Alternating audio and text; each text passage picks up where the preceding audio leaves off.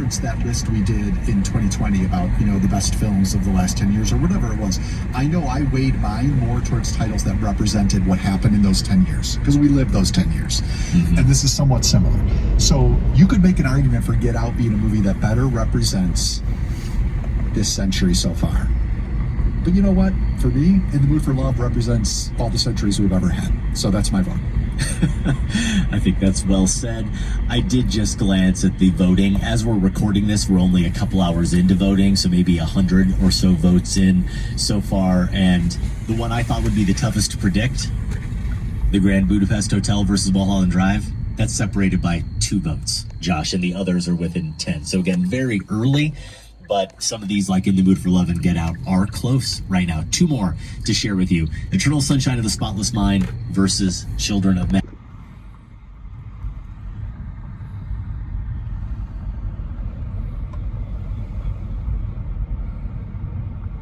Madness voting that would be the winner between the 3. Well, this is a Powerade and hydration purified water.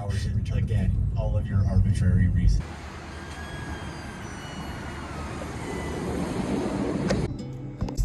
Well, I expect. It's like a brown door. I think it's that one. It is. Nope, it is this one. Yeah, it has the wreath on it, yeah. Yep, that's correct.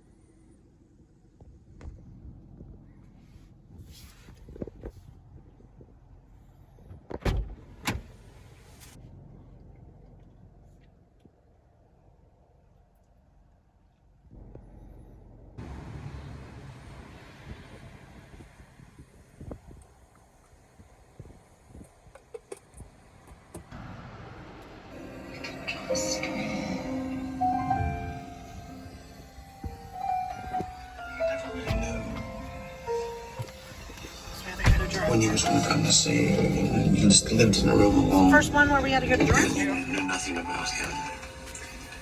And you loved him, you were patient with him. Even though he didn't dare ever tell you anything about himself personally. Even though he may have loved you. Would you? Would you?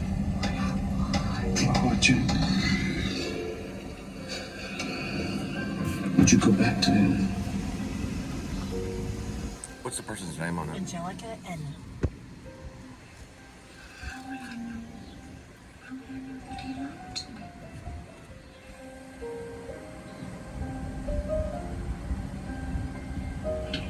Thank you for tuning back credited to us. You'd have no way.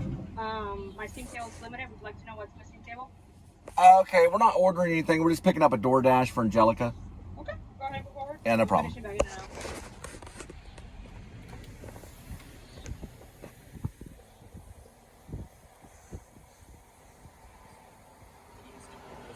Test his lips out before he makes it.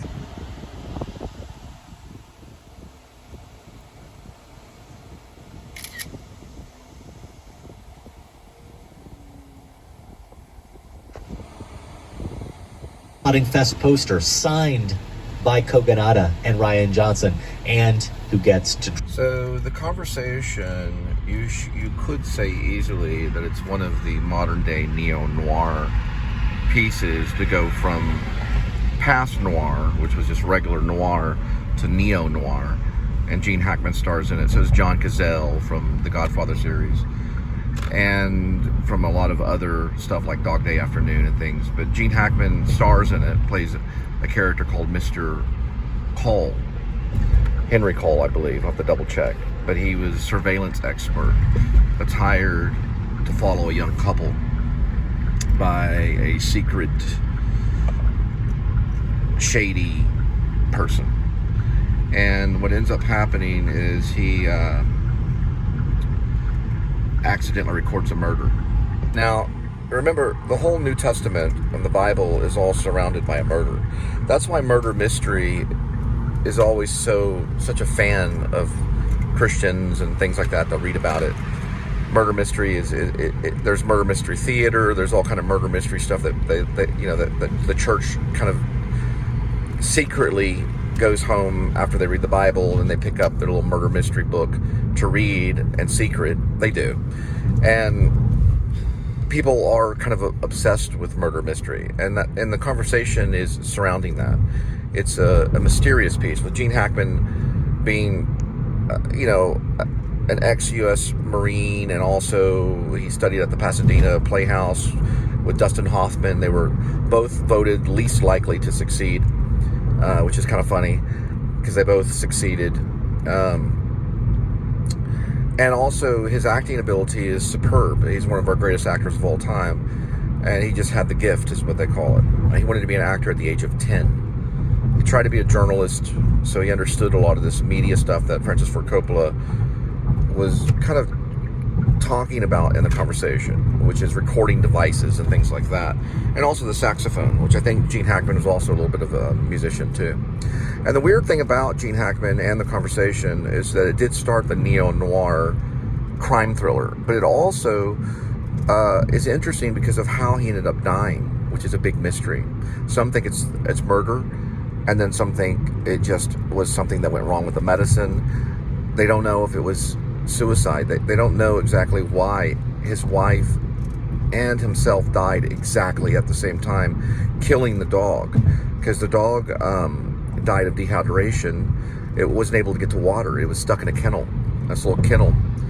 And I believe Hackman died in the mudroom. His wife died in the bathroom, almost at the exact same time. Now, some may say that's just coincidence, and some may say that's murder. We don't know. But still, even in his death, mystery still invades the room of that. Mystery is still there when you think of Gene Hackman. He always was the master of that, of the neo-noir. I mean, he'll go down, because The Conversation's definitely one of my top 11 films of all time. And it is a mysterious film. And it has one of the greatest soundtracks. Yeah, usually my films are based a lot on how good the acting is and also the soundtrack. That's why Taxi Driver is one of my favorites, because the soundtrack is amazing. It was done by Bernard Herrmann. But check out the soundtrack of The Conversation. It's an amazing piece, and it fits right into the movie just like a dance. It does.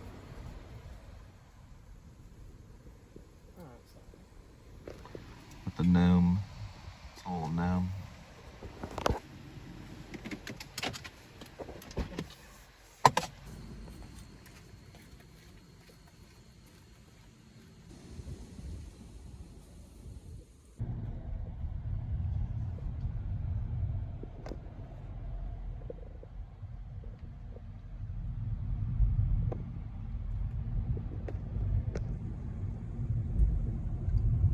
Mine.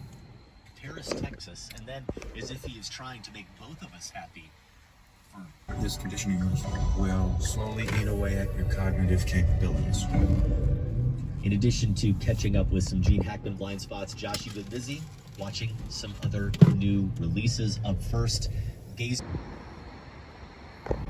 some looks at the nurse's station, almost like he's delaying having to fully face the truth, or someone's going to stop him, or something will happen.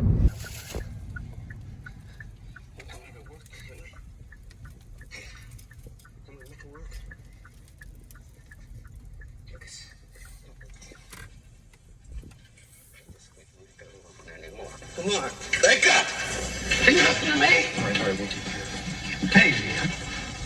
The way he shakes him, the way he tries to rouse him, just refusing to accept, again, that denial, refusing to accept that his friend is now like this and probably is going to stay this way. How he admonishes the skinny little bastard, as he calls him, to wake up. That denial then moves into anger, and then he goes through all the stages, then moves into depression, and then we have Hackman just intermingling all of those emotions. And here's the line, because again, we've had so many I'm thinking it's that one.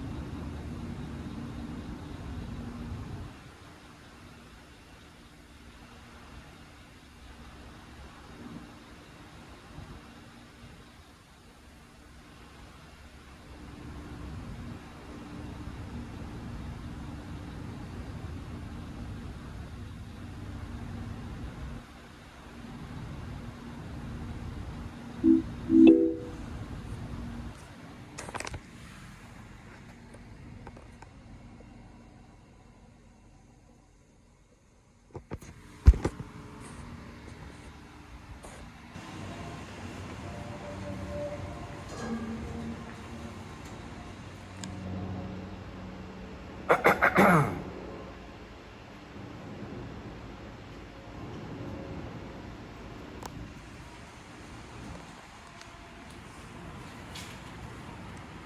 you doing? What? Give it to me. Give it to me. Yes. Allow the fucking phone. Get over it. Just leave it by the door. Give it to me. Just give it. Give it. No. Give it to me. Just give me that one. Just drop it at the door. Yeah, I'm leaving. We're about to go. Yeah, we just have a hold up. We're leaving right now. Well, that's cool. Yeah, I'm gonna move for you. Yeah, I didn't know you were there. Yeah. No, it's okay. Sorry about that. No, it's okay. So sorry about that. Even though that's a garage. Yeah.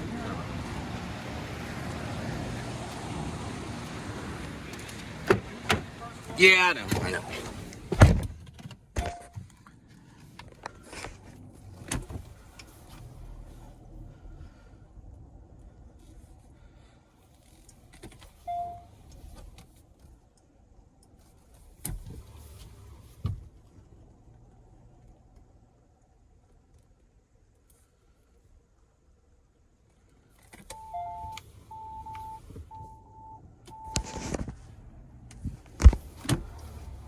Trying to figure out what in the world. It just goes to the door.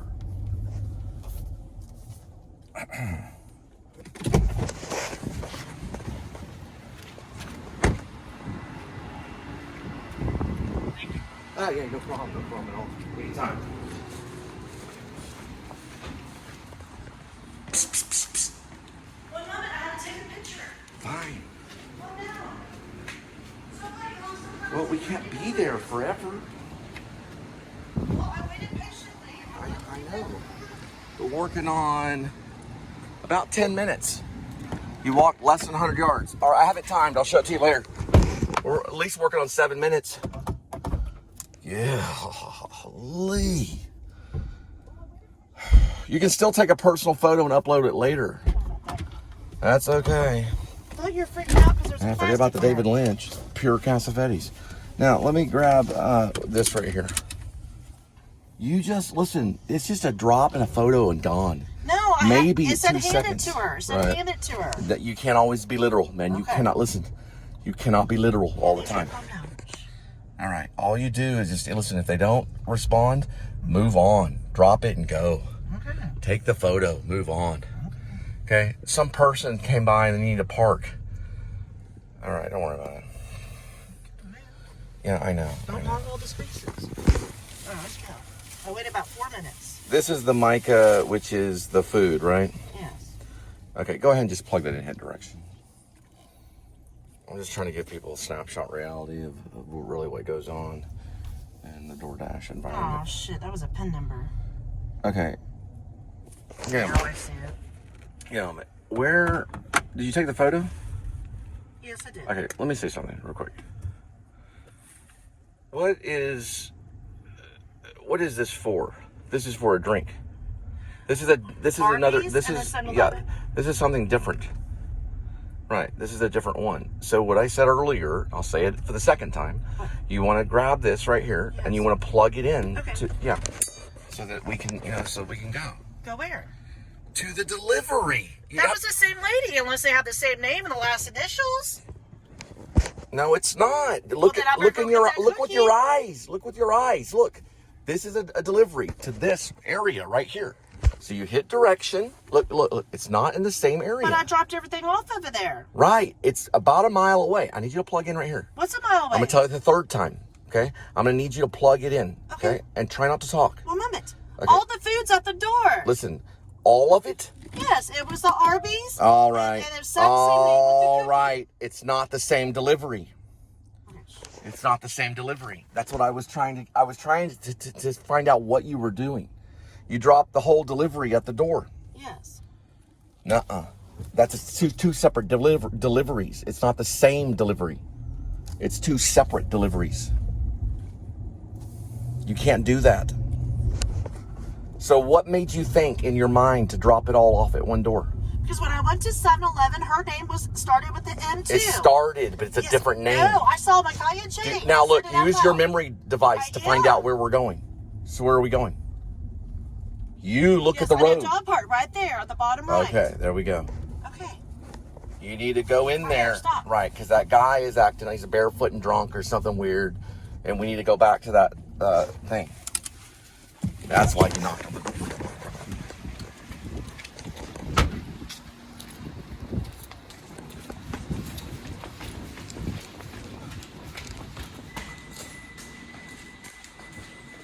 This is the speed you go at DoorDash. About right here. Everything is in one motion. Okay? Don't sit there and analyze. You're like the worst acting student in the world. Come on. No, the food is hers. Come here, look. Come here. Come here. Look. This is the address we're at, right? No, it's not correct. 205 right here. Look. Hang on. Look, she has a sandwich. She has a... No, you're not correct. Come on, let's go.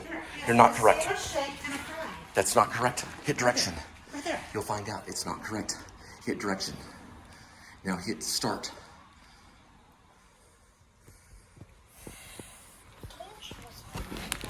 Move this over here. I didn't see the PIN number until just now. Let's go this way. Put it by the door.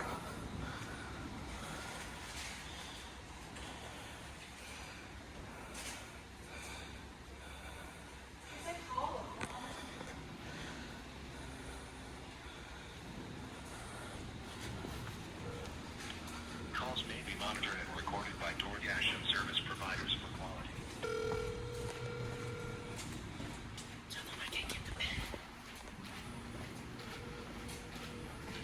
That's your job. That's your job.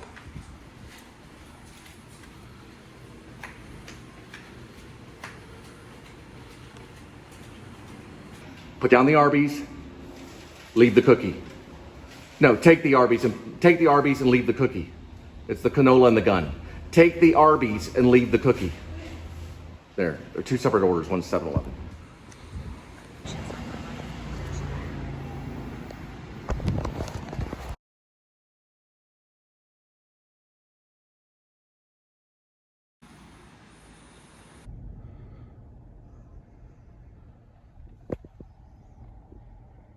The discovery, right? This is doing this list was worth it for Scarecrow because I knew about it as well and had hoped at some point to get to it, but it's not really discussed. It out.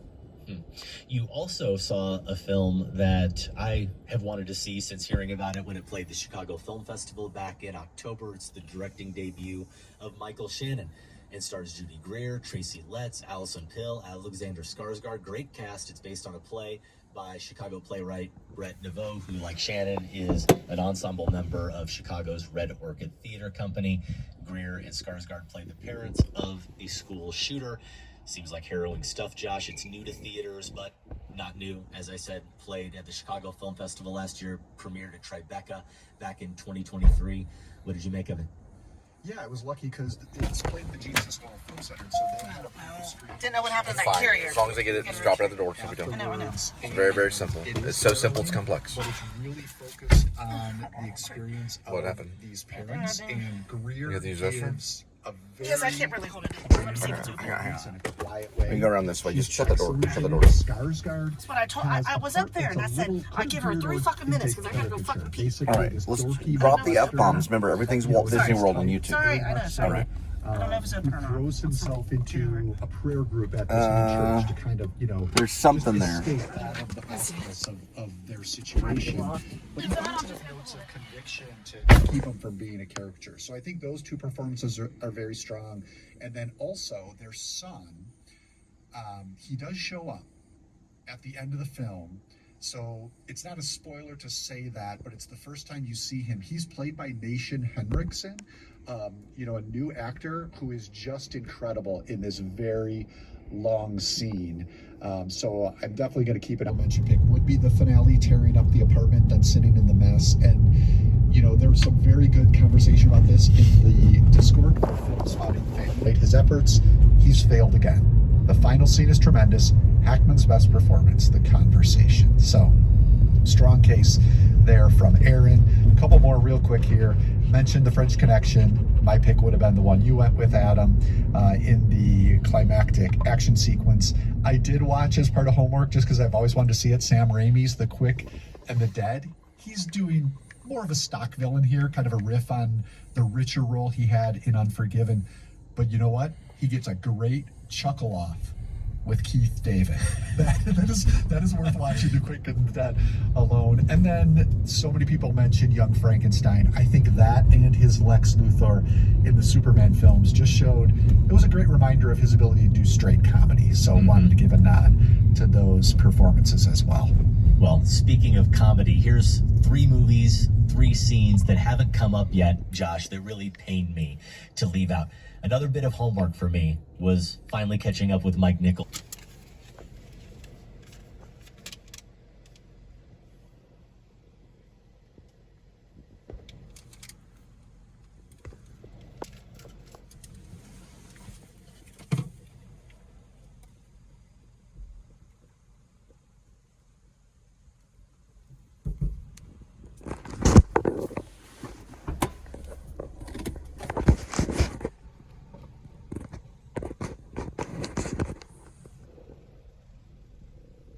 Look at the blinds.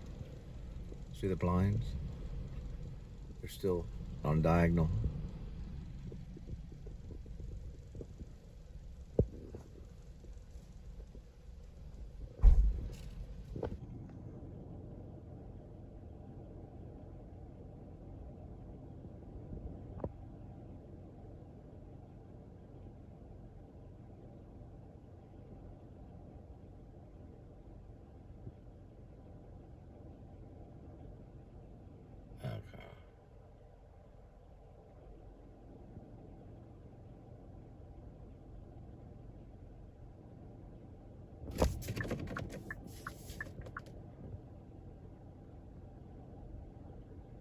It's just a photo and walk away.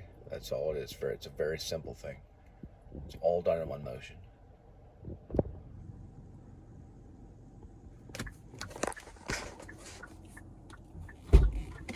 Yep. I would say just a little tiny.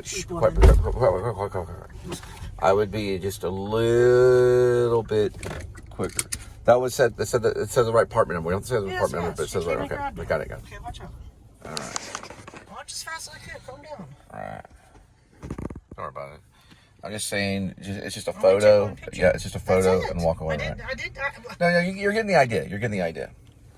You don't need to be hanging around, you know, all that such kind of stuff. Okay.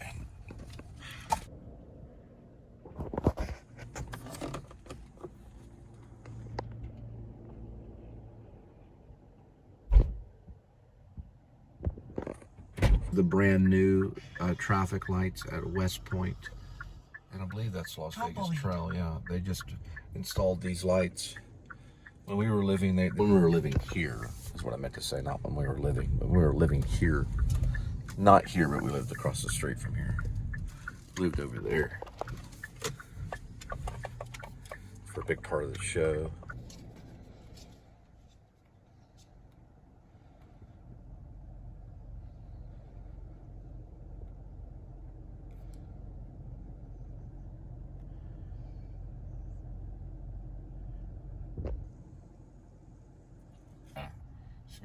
Toned up. All right, we're leaving the gates of Fort Worth to go to Aledo, drop off some Jack in a Box for Amanda, and then we're gonna head back. So whenever you're ready to head back, you go like this. The top corner one, 3 little things right here.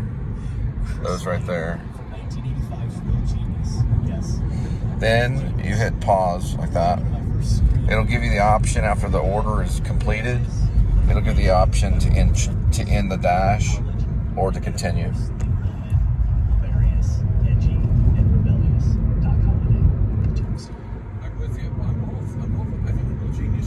You know, it's preposterous. Who asked for a reboot of The Saint anyway? You know, I mean, the character goes back to the 20s, and then of course the web series in the 60s, which had a great theme actually. But this movie, I mean, do you remember that film? I remember it, but you know what? Never bothered to see it. Well, wait a minute. I guess.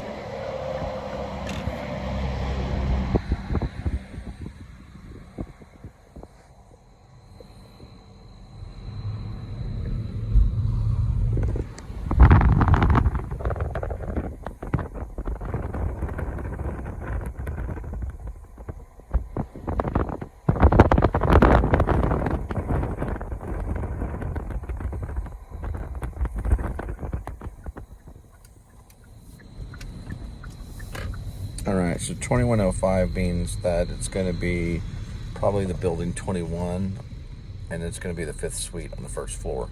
So the 1 means 2105. 1 would be the first floor.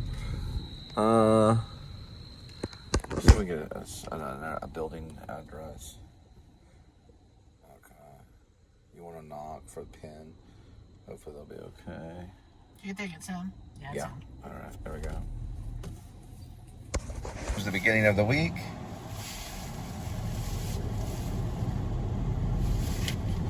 You want to check it, just go to recent on payout, and that's what the daily is.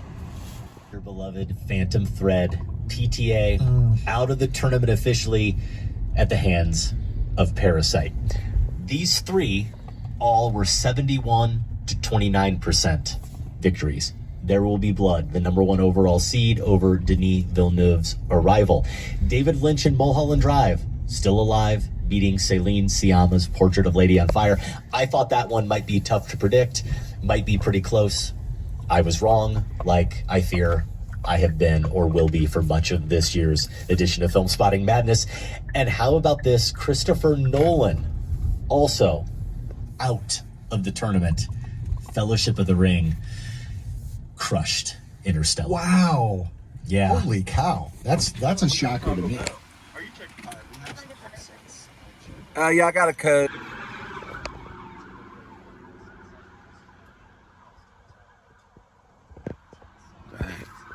Mr. McDonald's. Really now, when you order on the app, it actually tracks you. So as you pull up, they know you're pulling up. So by the time you get to the drive-through, it just gives out your order number.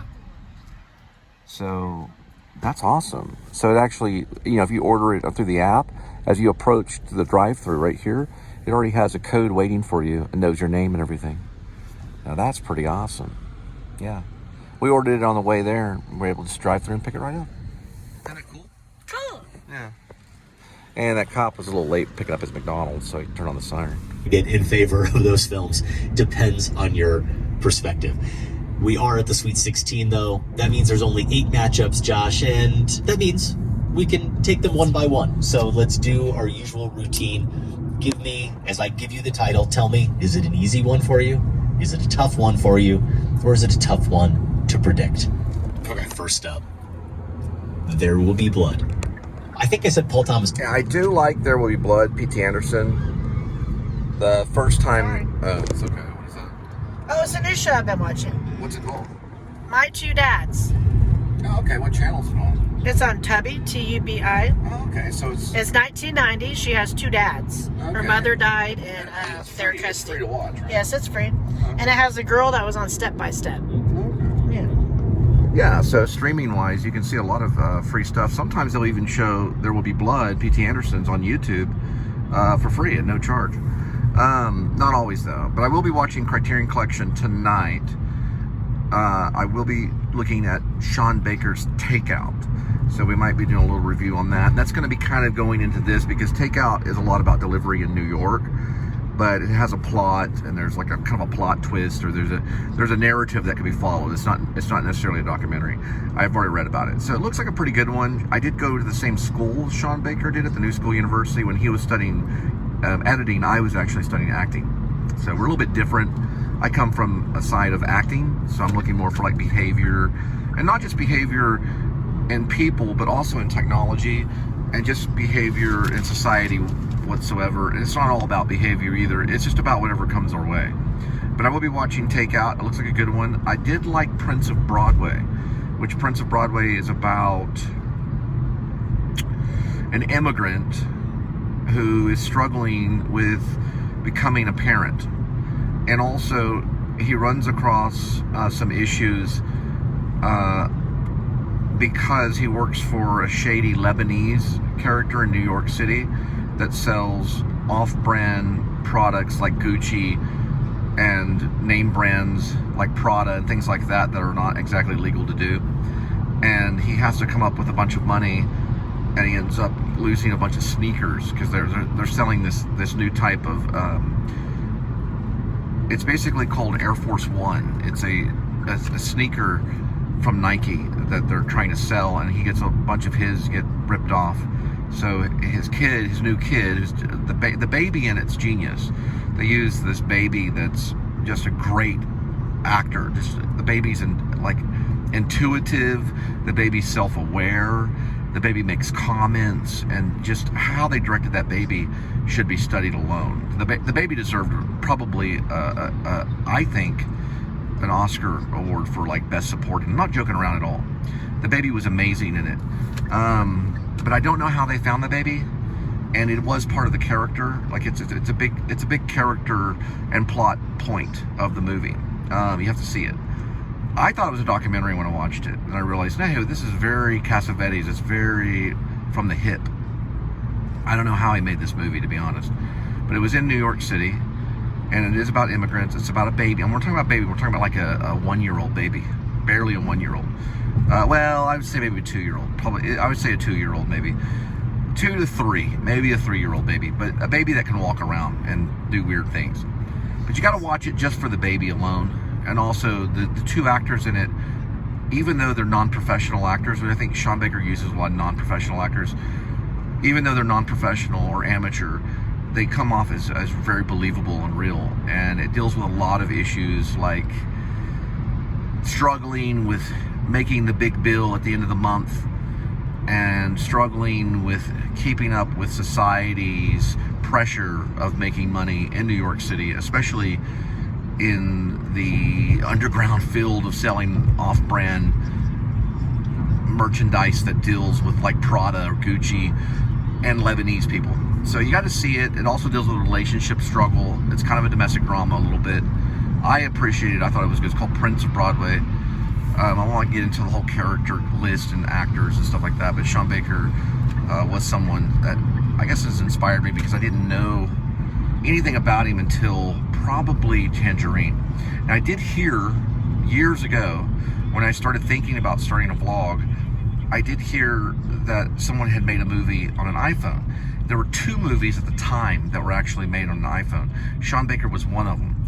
There was also another movie that I don't know much about, that I don't do more research on, by another filmmaker, that was made with an iPhone. And it was about a guy that got a head injury, and he was skiing. He was like a skier, like in the mountain. It's not a documentary, it's a narrative, and it deals with this guy. That was another filmmaker that didn't get a lot of attention. So there are movies out there that are made on the iPhone, and some do get attention and some don't. But Tangerine did get a lot of attention. Now, I don't know Prince of Broadway. I don't know what that was filmed on. I don't think it was an iPhone. But why he went over to use the iPhone was probably for budgeting purposes. So he was trying to bring down the bill and the budget, and he used the iPhone. He also used a little bit of the iPhone in the Florida Project towards the end, but that was mostly done on 35mm, the Florida Project with Willem Dafoe. But anyway, that one's also on my top 11 as all-time best film, Sean Baker, and he did recently just win a bunch of Oscars. Okay, so here it goes. It's a long list. This is pretty incredible. He did win for Best Director. He won for Best Picture for Anora. He also won for Best Editing, and he won for Best Screenplay. So he took 4 Oscars at one time. He swept the whole field. Then, now he probably beat out Silence of the Lambs on doing that. I think he might have, because of editing. I may not. I have to go look on Silence of the Lambs. I don't think Silence of the Lambs won for Best Editing. But Silence of the Lambs was known for winning all the best. Okay, now also on Oscars, Mikey Madison won for Best Actress and got an Oscar for that. So it wasn't just Best Picture, Best Direction, Best Screenplay, Best Editor, but also the actress won. So that's 5 Oscars, which is similar to Silence of the Lambs. I didn't even know Anora was a film until I found this out. So I haven't seen it yet. But it's supposedly about sex work, and it's kind of got like this kind of unrequited love thing. It may not be unrequited love, it may be something else. I can't really follow it really. I have to look at it on Wikipedia. But it's definitely about a romance. I don't know if it's about unrequited love, but I do know it's got romance in it, and it has to do with a marriage and sex working. So he's done that a few times. He hinted at it in Florida Project, and he has some opinions on it. So that was probably a subject that he wanted to address in society, and they appreciated his effort and gave him all the awards. All right, so he's also done other films, like one called Red Rocket, and I think he also did a film Takeout. See, there was Takeout. There's a few others too. There's another one too that I'm missing, and I'll have to find out. There's 3 of them right now being listed on the Criterion Collection. Some scenes with Gene Hackman. The Royal Tenenbaums is just a movie that means more to me. There's definitely recency bias coming into play. Maybe, for but Hackman. I love the Royal. I love There Will Be Blood, but I really love the Royal Tenenbaums. It's my number 1. All right, so I did get to watch Takeout. So far, I think. Oops, sorry about that. I think it's his best piece. Sean Baker's best piece. It almost reads as a documentary, but it's actually a narrative, and it's kind of about the American dream almost. Only these people have been taken from a foreign country, probably some Asian country, and they're put into New York, forced to basically work off a mule's payment, so they're in debt. Kind of like almost like mafias kind of thing, and it's like a modern day On the Waterfront with Asian people, but it's actually really, really good. His takeout delivery driver only has one night to make $800, but he's given 500 of it, and then at the last minute he gets robbed. It's very exciting. The way that it's shot is brilliant. It's kind of shot like a documentary, and it got some attention and got him in the spotlight, where eventually that led to an Oscar. But so far, I think it's his best work. I think it's going to be his best work. Usually the first piece is always the best work. Just like Quentin Tarantino's Reservoir Dogs is always going to be his best work. It's my personal opinion.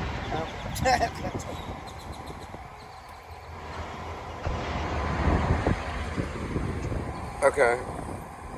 Wow, $1. These would be worth about $1. These are cool. I could like put these in the cupboard. Okay, so did y'all find this dog right here? Has it been found? Oh, you don't know? Oh, okay.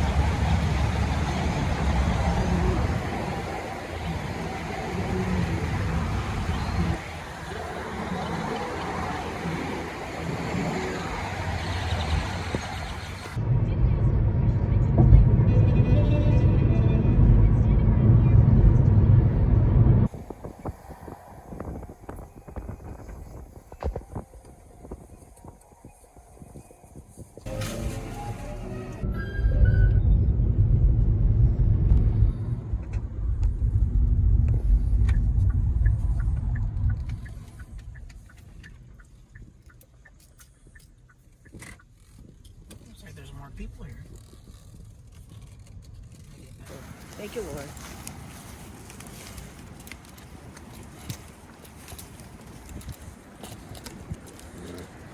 He's like, y'all are here every day.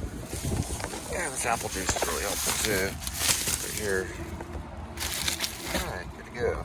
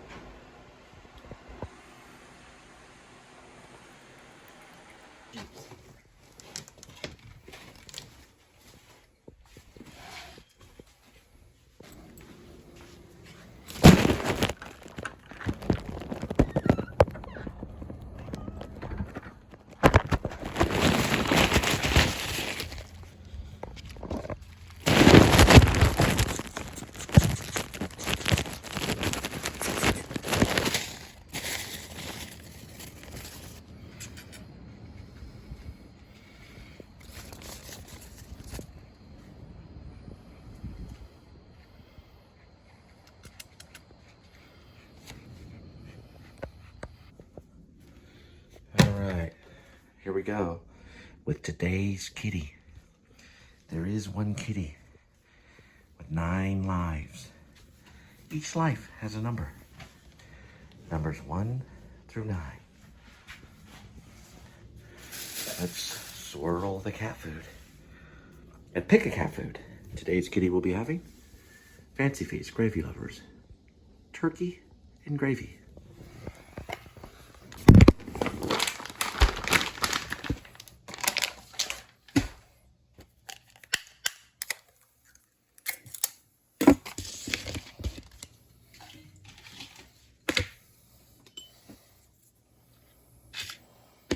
kind of soupy, Kitty. Let's see.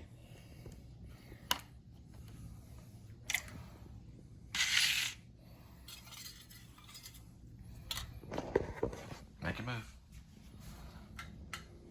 What, you need 3-point lighting or something? Here you go, Kitty. Try 2-point lighting.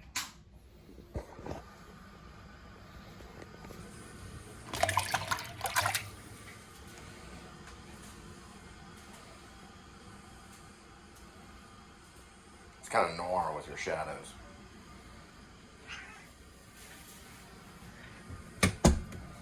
Here we go. We'll just pretend the magic kitty jumped up and landed.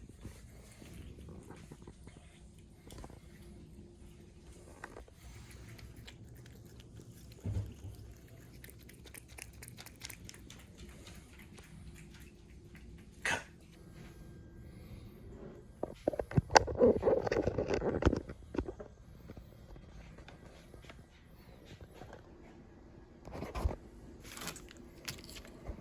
Good night. So I did enjoy my Taco Bell double beef burrito, and I'm talking about some routines that I go through the night to slumber off to bed. And there we go, we got it about right here. And okay. Sorry. Okay. That's where we dry some of the clothing. So to wind down, and really there's no explanation why I watched this particular guy, where I found out about him. I thought he was a displaced person that somehow did very well on YouTube or something, but it turns out he was. He was a van dweller. He did do quite well.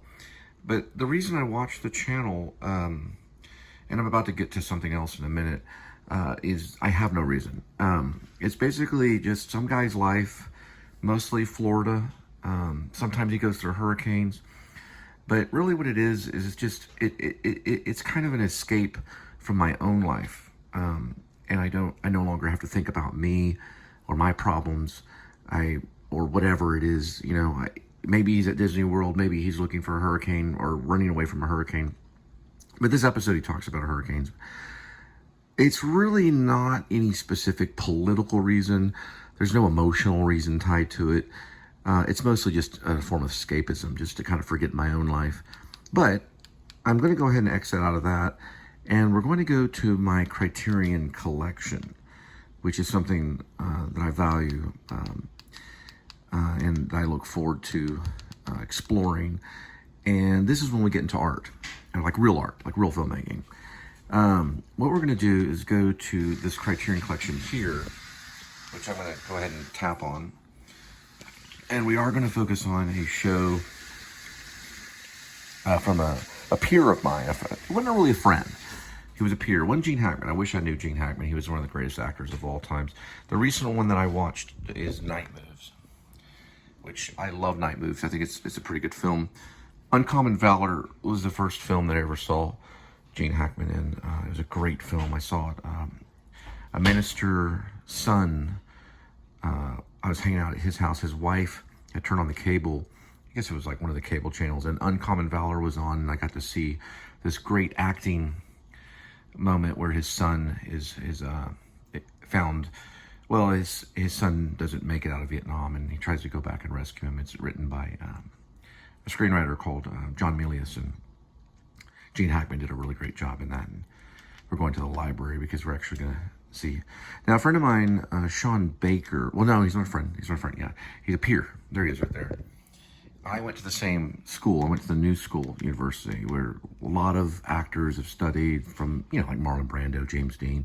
Stella Adler used to teach there a long time ago in the 40s and 50s, or ruler in the 50s, and probably all the way up to like the 60s and stuff. But it mostly focused on social aspects of life. It's social research. Actor studios are into that. Or Actor Studio, you know, East is into social research, and a lot of his films deal with social research. But we're going to see this one tonight, which is called Takeout. So Sean has recently won several awards for being a documentarian. And I don't know where takeout is, so what I'm going to do is, I don't know for sure if they have it. I'm going to go this way and go for search. And then we're just going to put in takeout. This is a Criterion. It's about $11.72 a month. And it's probably one of the best it's one of the best apps for entertainment and finding cinematic masterpieces, films that can only go into the Criterion Collection. There are no vlogs on it yet, but I think vlogs are a form of filmmaking, like documentarians, but they don't really value those types of people as artists, but they are. Vloggers are artists. Here's takeout. We're going to watch this one tonight, and y'all have a good one.